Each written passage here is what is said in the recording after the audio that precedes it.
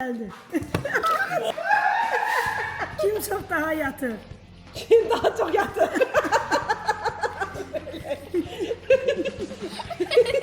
Kim daha çok yiyir? Kim daha çok telefonla oynuyor?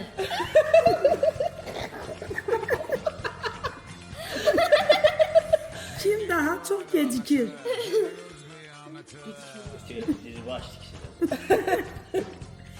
Kim daha çok əsəbləşir?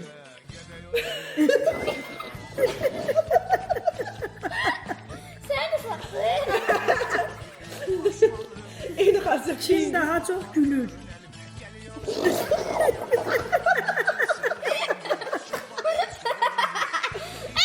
Kim daha çok danışır?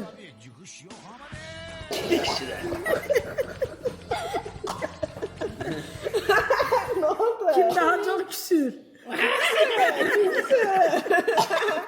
Ben küsürəm. Kim daha çok naz edir? Kim naz eləyir? Mən yazığı sürüsünə nə var? Kim daha çok alışveriş edir? Yo, bir şey. Alışverişe çok etdiyi onun sözünü alır. Kim daha çok pul xərcləyir? O işte.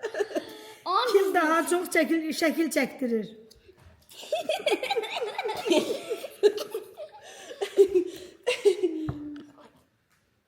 Kim daha çok güzgüye bakır? Mərək. Mərək. Mən baxmıram. Kim daha çok şirniyyat yeyir? Kim daha çok şirket?